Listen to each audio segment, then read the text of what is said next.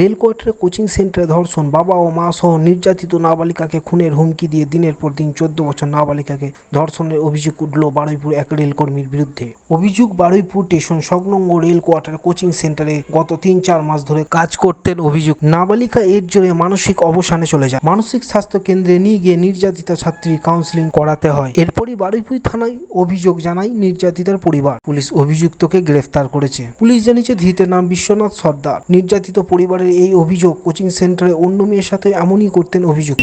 গত 3-4 মাস ওনার কাছে পড়ছে, খুব মেয়ের মতো ভালোবাসত, শ্রদ্ধা করতো। এমনকি মেয়ের জন্মদিনেও গেছিলো, বলছে আমার মেয়ে নেই তো মেয়ের মতো ভালোবাসি।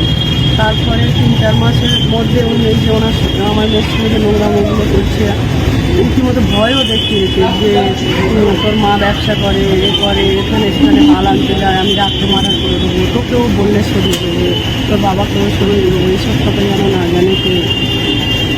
আমার মেয়ে ছাড়াও সব মেয়ের সঙ্গে উনি এইসব নোংরামো করে বেড়াচ্ছে, যার জন্যে আমি আমার মেয়েকে দেখি দিনের পর দিন খ্যাক করছে, কথাবার্তা বললে বুঝতে চাইছে না।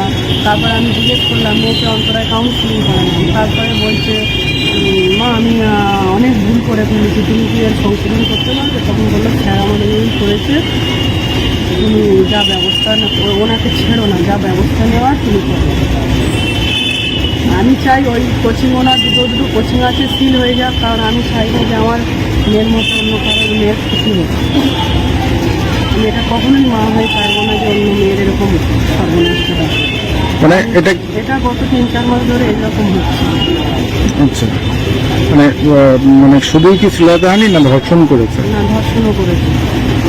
মেয়ে তো ভয়ে রীতিমতো বলতেই চাইছিল না। তারপরে বলার পরে রীতিমতো আমরা চাপ দিলে তখন বলছে, মা আমার ফোনে ফেসবুকে করে সব লক করে বললো, পাসওয়ার্ড মেরে উড়িয়ে দাও সব কিছু, রীতিমতো ভয় দেখিয়েছে।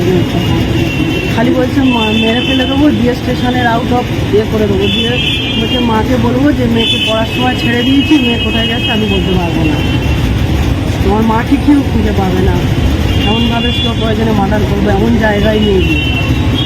মানে এই খুনের হুমকিটা কাকে দিত, ওকে না আপনাদের? দিয়েছে, প্লাস বলেছে তোমার বাবা মাকেও সরিয়ে দেবো, তোমার মা কোথায় বিজনেস করে, কী করে, বাবা কখন অফিস থেকে ফেরেন আমি তো সব জানি, আমি সরিয়ে দেবো, এই বলেই। হ্যাঁ। আপনি এখন কি চাইছেন? এখন আমি চাইছি দুটো কোচিং বন্ধ হয়ে যাক, প্লাস ও এখন ভালোভাবেই ওর উপযুক্ত শাস্তি হবে।